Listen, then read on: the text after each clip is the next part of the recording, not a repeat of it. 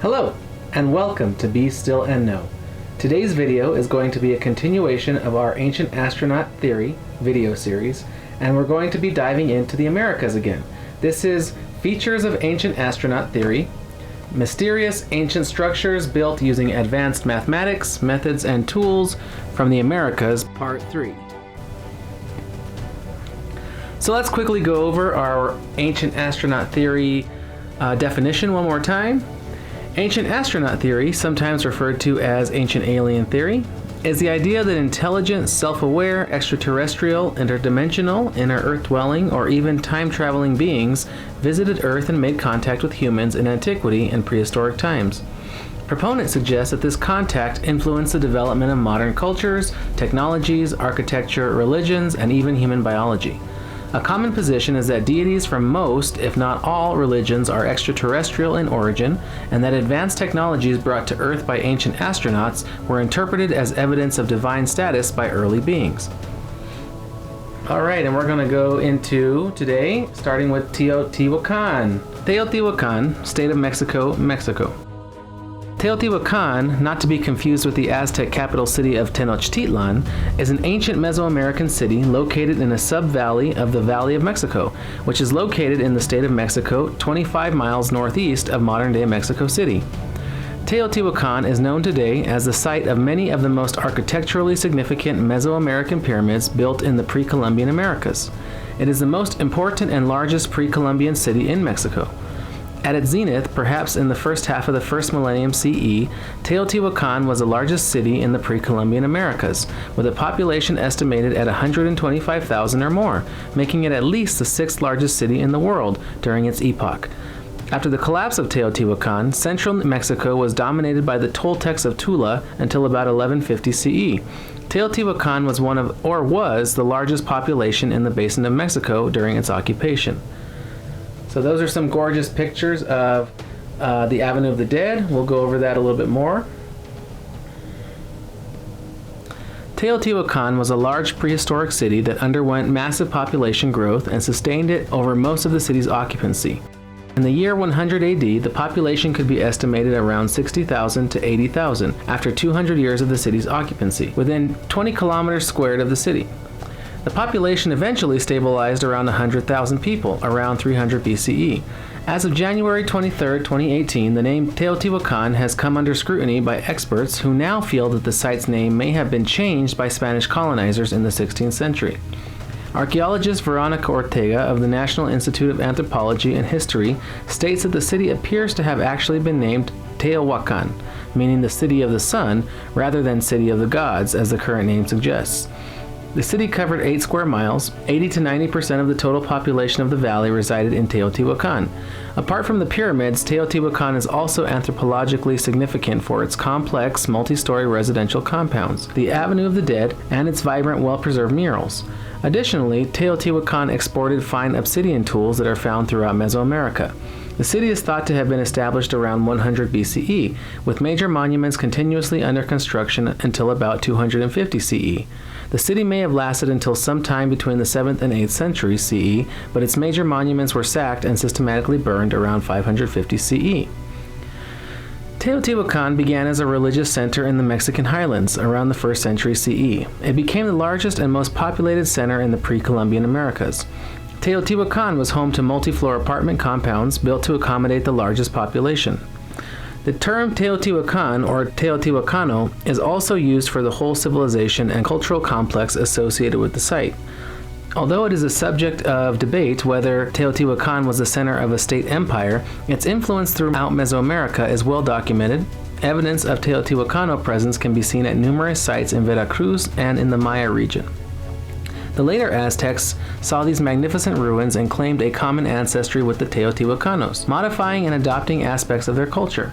The ethnicity of the inhabitants of Teotihuacan is the subject of debate. Possible candidates are the Nahua, Otomi, or Totonac ethnic groups. Scholars have suggested that Teotihuacan was a multi-ethnic state. The name Teotihuacan was given by the Nahuatl-speaking Aztecs centuries after the fall of the city around 550 CE. The term has been glossed as birthplace of the gods, or place where the gods were born, reflecting Nahua creation myths that were said to occur in Teotihuacan. Nahuatl scholar Thelma D. Sullivan interprets the name as place of those who have the road of the gods. This is because the Aztecs believed that the gods created the universe at that site. The name is pronounced Teotihuacan in Nahuatl, with the accent on the syllable wa. The original name of the city is unknown, but it appears in hieroglyphic text from the Maya region as Pa, or place of reeds. This suggests that in the Maya civilization of the Classic period, Teotihuacan was understood as a place of reeds, similar to other post-classic central Mexican settlements that took the name of Tolan, such as the Tula Hidalgo or Cholula. The first human establishment in the area dates back to 600 BCE, and until about 200 BCE, there were scattered small villages on the site of the future city of Teotihuacan. It is estimated that the total population of the Teotihuacan Valley during this time was approximately 6,000 inhabitants.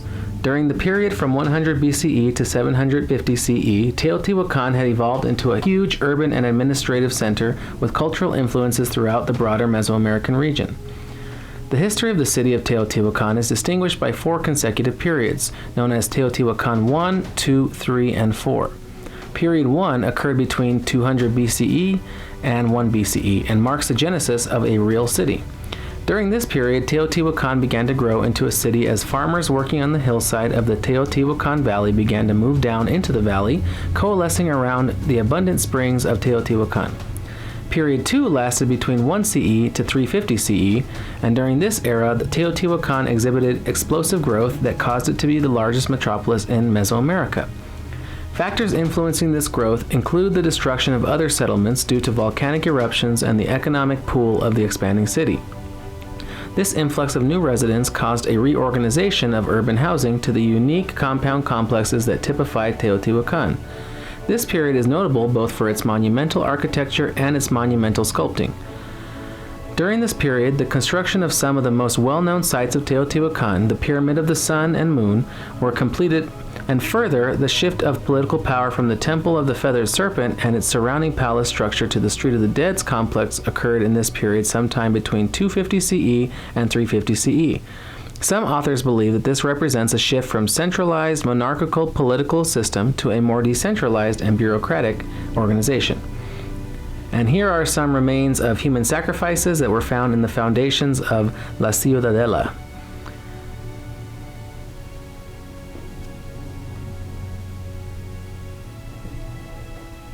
Period 3 lasted from the year 350 CE to 650 CE and is the so-called classical period of Teotihuacan, during which the city reached the apogee of its influence in Mesoamerica. Its population was estimated at 125,000 inhabitants or more, and the city was among the largest cities of the ancient world, containing 2,000 buildings within an area of 18 square kilometers. It was also during this high period when Teotihuacan contained approximately half of all people in the Valley of Mexico. This period saw a massive reconstruction of monuments. The Temple of the Feathered Serpent, which dates back to the previous period, was covered with a rich sculptural decoration. Typical artistic artifacts of this period were funeral masks, crafted mainly from green stone and covered with mosaics of turquoise, shell, or obsidian. These masks were highly uniform in nature. Period 4 describes the time period between 650 CE and 750 CE. It marks the end of Teotihuacan as a major power in Mesoamerica. The city's elite housing compounds, those clustered around the Street of the Dead, bear many burn marks, and archaeologists hypothesize that the city experienced civil strife that hastened its decline. Factors that also lead to the decline of the city include disruptions in tributary relations, increased social stratification, and power struggles between the ruling and intermediary elites. Following this decline, Teotihuacan continued to be inhabited, though it never reached its previous levels of population. In 2003, a tunnel was discovered beneath the Feathered Serpent Pyramid in the ruins of Teotihuacan, the ancient city in Mexico. Undisturbed for 1,800 years, the sealed-off passage was found to contain thousands of extraordinary treasures lying exactly where they had been first placed as ritual offerings to the gods. Items unearthed include greenstone crocodile teeth, crystals shaped into eyes, and sculptures of jaguars ready to pounce. Even more remarkable was a miniature mountainous landscape, 17 meters underground, with tiny pools of liquid mercury representing lakes. The walls of the tunnel were found to have been carefully impregnated with powdered pyrite, or fool's gold, to give the effect in firelight of standing under a galaxy of stars. So here are some of the images of the artifacts that were found in that tunnel, and here are some sacrifice depictions.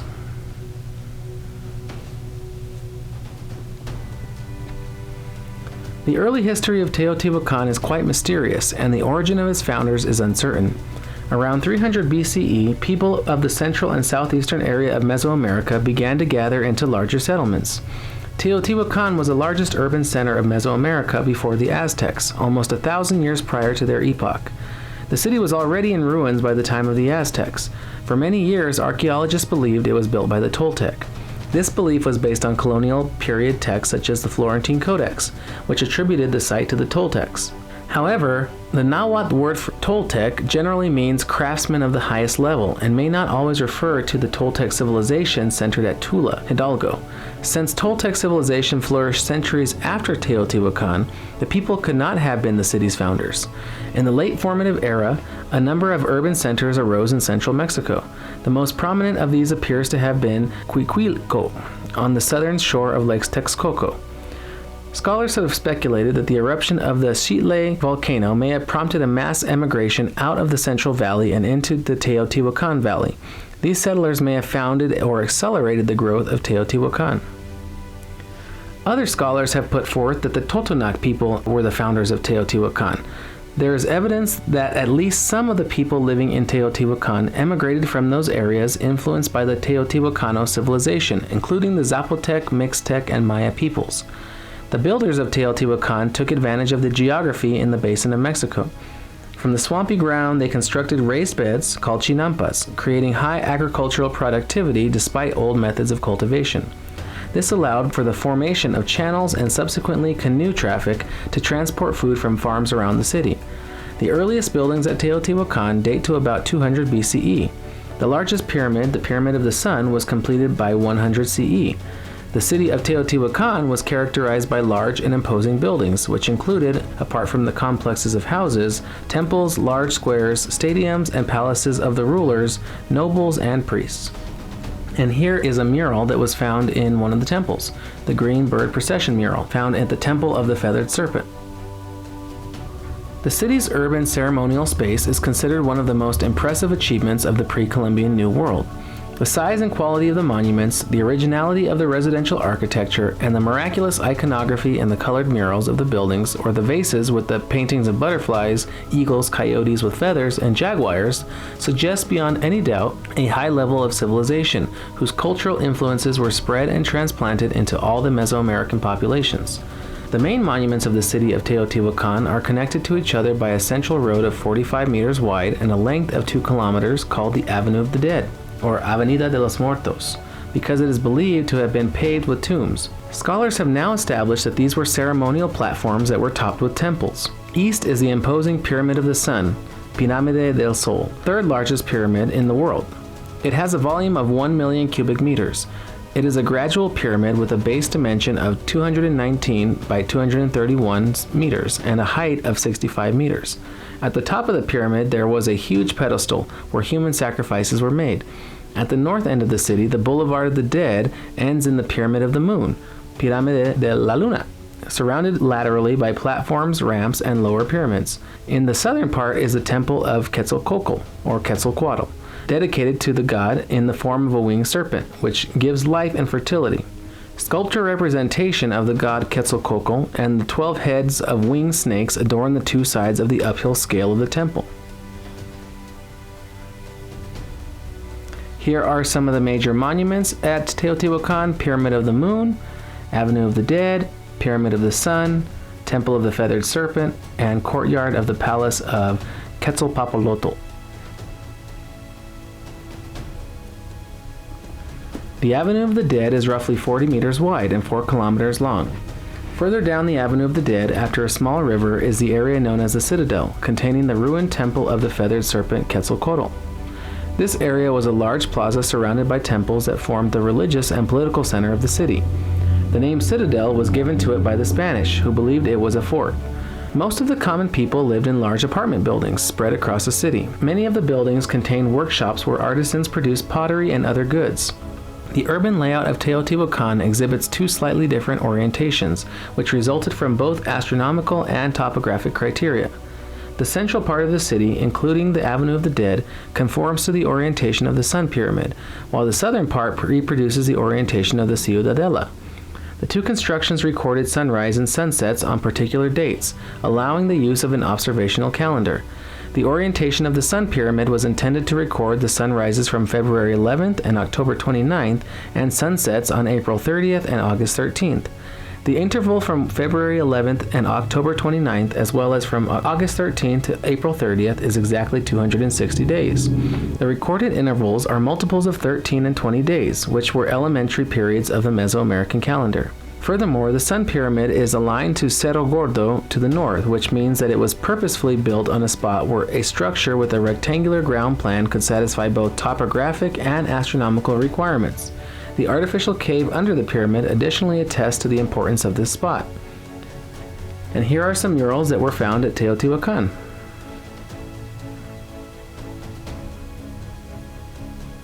Another example of artificial landscape modifications is the course of the San Juan River, which was modified to bend around the structures as it goes through the center of town, eventually to return to its natural course outside of Teotihuacan.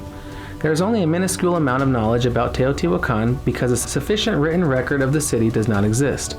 In fact, no one knows what the people of Teotihuacan called themselves, or what the actual name of the city was. Indeed, it wasn't until much later that the Aztecs named it Teotihuacan, which means City of the Gods.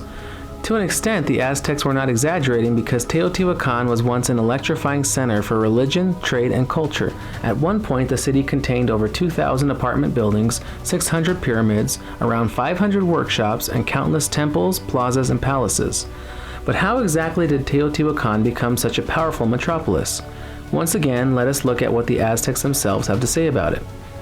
According to Aztec legend, the world was created and destroyed 4 times before the creation of our current world. Each time the world was destroyed, the sun quickly perished alongside it, and a new sun, presided by a god, was required to create another world. The first world was under the dominion of Tezcatlipoca, the jaguar serpent god of the night. During his era as the sun, there were no humans, but rather a race of vegetarian giants that roamed the earth. Tezcatlipoca's reign lasted for 676 years, but it was cut short when Quetzalcoatl, the feathered serpent god of the wind, grew displeased as he saw the other deity ruling above the land. So he used his staff to knock down Tezcatlipoca into the seas at the farthest corners of the earth. Angered by this, Tezcatlipoca gathered his strength and emerged from the water as a powerful jaguar, running through the Mesoamerican plains and mountains. Soon, many jaguars appeared alongside him, and they eventually hunted and killed every giant on Earth, thus bringing an end to the First World. And here are some images of Teotihuacan looking like a circuit board from the sky, the aerial image, and also the Teotihuacan pyramids lined up just like the other pyramids around the world from China and Egypt in the order of Orion's belt. And then in the middle image, we see that the San Juan River was actually rerouted around the city. So a very interesting way of terraforming. And then, of course, the Chinampa farming system that was later adopted by the Aztecs as well. And that was building raised beds in the middle of a swampy area with a lake so that they could feed the crops and get more out of their water use. Quetzalcoatl then presided over the second world, and under his rule, human-like beings began to appear.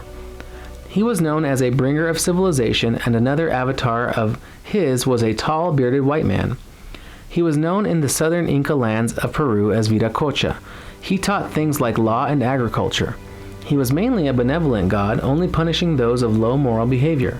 His reign was only 364 years long, however, for Tezcatlipoca wanted revenge on his cosmic rival.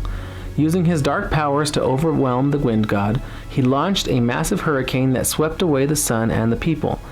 Darkness then covered the world, and the survivors hid in the trees, eventually turning into monkeys. Tlaloc, the rain god, found opportunity in the darkness and quickly took charge over the new third world. Much to Tlaloc's dismay, Quetzalcoatl was displeased with his rule, and he sent a rain of fire that again destroyed the sun and earth. The survivors who hid from the fire became the ancestors of the dogs, turkeys, and butterflies of today. The goddess of the lakes and oceans, known as Chalchiuhtlicue, then presided over the fourth sun and world. Although her reign lasted much longer than the previous two, tragedy was no stranger to the gods. Although no one knows exactly how the fourth world ended, Aztec accounts seem to tell the story of a great flood covering the earth, turning the inhabitants of that world into fish, whales, and other creatures of the deep ocean. After some time, all the gods gathered at Teotihuacan. The earth was filled with darkness and a new sun was needed. The gods also decided that a moon should provide light when the sun did not. The rich god, Teotihuacan, proudly stepped forth to be the new sun. But a small, humbler god, Nanahuatzin, also volunteered. After agreeing to share the earth, the two made preparations to renew the world. For 4 days, Teotihuacan and Nanahuatzin prayed and fasted. When they finished, the other gods lit a great fire on the hard earth of Teotihuacan. In his lavish robes, Teotihuacan threw valuable quetzal feathers, stone flints, and incense into the fire as sacrifices. Nanahuatzin, having no riches to sacrifice, humbly offered weeds drenched in his own blood. The two slowly then approached the menacing flames of the fire. Teotihuacan intended to go first, but he was ultimately driven back by the heat of the inferno. He approached it again for the second time, the third, the fourth. No matter what he did, the rich god was being held back by his fear. Then Nanahuatzin stepped forward. With his eyes closed and mind stilled, Nanahuatzin leapt into the great fire. Having been awestruck by his rival, Teotihuacan quickly rushed into the flames. Nanahuatzin then became the new sun, while Teotihuacan became the moon. The gods then waited for the new world to develop. However, after a while, the gods noticed that nothing was happening. Why wasn't the new sun in motion? Why hadn't the world been fully restored? After a discussion with Nanahuatzin, the rest of the gods then threw themselves into the fire, one by one, to restart the world. After all the gods sacrificed themselves, the age of the fifth sun began, and the world was now in motion. It was then out of Teotihuacan that human society was born. The city flourished under the leaders and priests of Teotihuacan, and it is said that after their deaths, the pyramids of the sun and moon were built by giants. So here on the left is an image of Tezcatlipoca, and then the feathered serpent Quetzalcoatl right next to him, and another one on the right. Many theories exist that claim that pyramids such as those at the Avenue of the Dead and the pyramids at Giza may have been part of ancient power systems or even landing platforms for flight vehicles. Recently, a UFO, bottom right, was captured above the pyramids at Giza that resembled an upside-down pyramid capstone, or pyramidion, or Benben stone. So these are just some images of Teotihuacan. They claim that the pyramids, these flat-top pyramids, had buildings on top and temples, and they might have, or they could have just been a landing platform for aircraft that would land on top. Kind of strange that we've seen these flying triangular craft in the past. And a lot of UFO phenomenon is related to these triangular vehicles as well. So it's kind of weird. Another question mark. Though we may never know how the city actually came to be, it is no mystery that Teotihuacan was once a revered city in Mesoamerica. To this day, many visit the ruins of Teotihuacan and observe its sights, such as the Avenue of the Dead, a 2-mile road that connects the Pyramid of the Moon to a large market. Other wonders include the towering Pyramid of the Sun, which was once a revered ritual site because it was built over a cave that many once believed was the place where humans emerged into the world, possibly out of the inner earth known as Agartha. Some of the palaces and temples still stand today, such as the famed Temple of Quetzalcoatl. While Teotihuacan may have a murky history, its name continues to stand against the sands of time, eternally offering its mysterious beauty to curious observers everywhere who yearn to learn more about humanity's past. And here are some of the beautiful murals and headdresses from Teotihuacan. This is a mural from the Te Pantilla Complex, which has been identified as one of the representations of the great bird spider goddess of Teotihuacan. Archaeologists are unsure, but think she was associated with fertility, vegetation, the underworld, darkness, earth, water, war, and creation. And then on the right is a bird mask headdress from Teotihuacan. And so this bird spider goddess, and they call her the bird spider goddess because, well, it looks like a giant bird, and then in the headdress above it, or that looks like a tree maybe, it has a bunch of spiders in it. And these bird images are very similar to other bird images that we've seen across the world in different cultures. So here are some images of bird deities from different parts of the world. and I'm going to just go through them really quick. The Sumerian winged god Ninurta on the top left is seen here in this panel battling storm bird Ansu.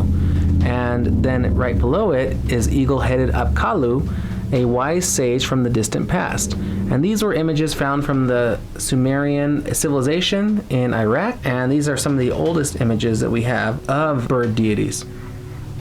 And then below that is a mural found under the Temple of the Feathered Serpent at Teotihuacan in Mexico. So that was another one of those images found under that temple, and very similar to the bird goddess.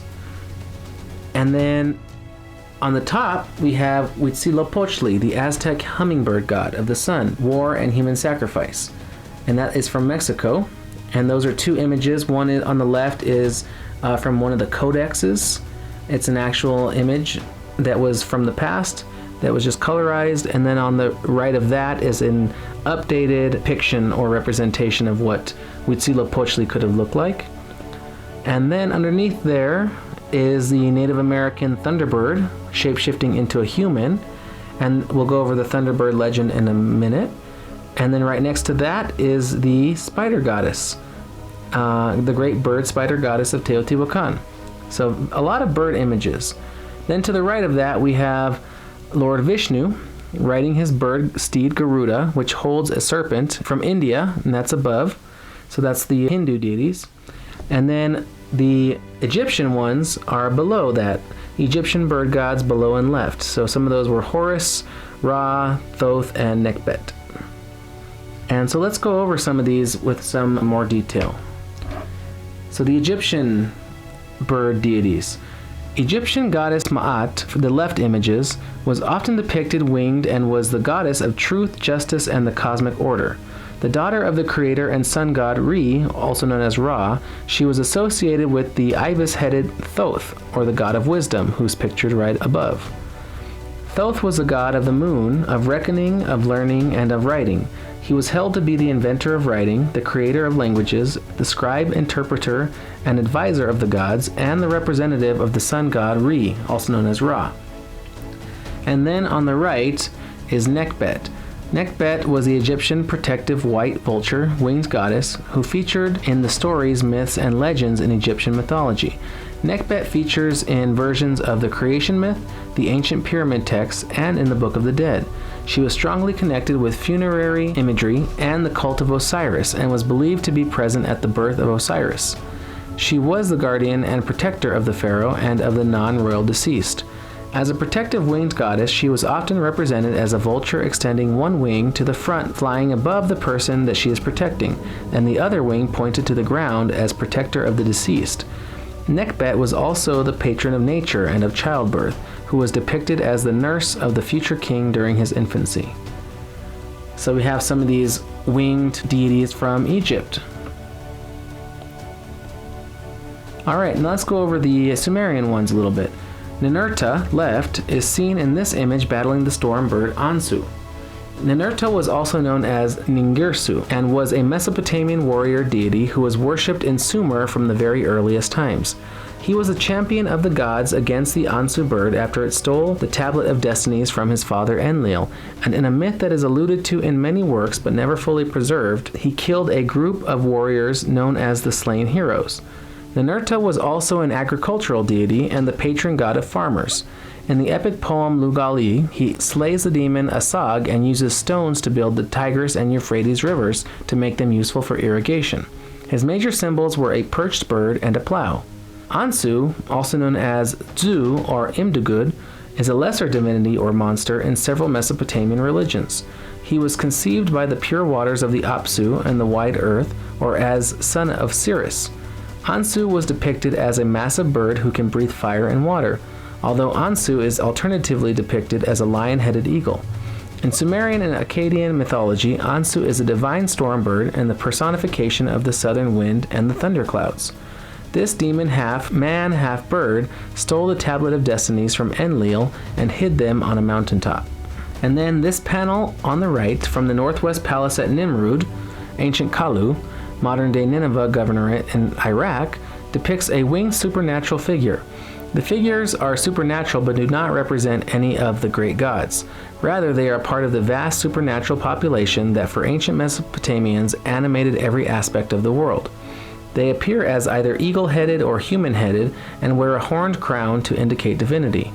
Both types of figure usually have wings. Because of their resemblance to a group of figurines buried under the doorways for protection, whose identities are known through ritual texts, it has been suggested that the figures in the palace reliefs represent the Apkallu, wise sages from the distant past. Such figures appear throughout the palace, sometimes flanking either the figure of the Assyrian king or a stylized sacred tree. The reliefs were painted, but today almost none of the original pigment survives. However, the reliefs themselves retain incredible detail, including intricate incised designs on many of the figures' clothing. The figure depicted on the panel is eagle-headed and faces left, holding in his left hand a bucket and in his right hand a cone whose exact nature is unclear. One suggestion has been that the gesture sometimes performed by figures flanking a sacred tree is symbolic of fertilization. The cone resembles the male date spathe used by Mesopotamian farmers with water to artificially fertilize female date palm trees. So more bird deities or bird figures. And these are from Sumeria, and these are some of the oldest images that we have of bird deities. And then we have the Native American Thunderbird legends, and these are from North and South America. They're all spread throughout. The Thunderbird is a mythological character that appears in many Native American legends. From the numerous stories of the Thunderbird, it is often assumed that Thunderbird is a protector, though at times this creature can be forced to punish those of low moral integrity. According to many legends, the Thunderbird is so large that one feather from their wingspan would have to be folded in half to properly fit into a quiver.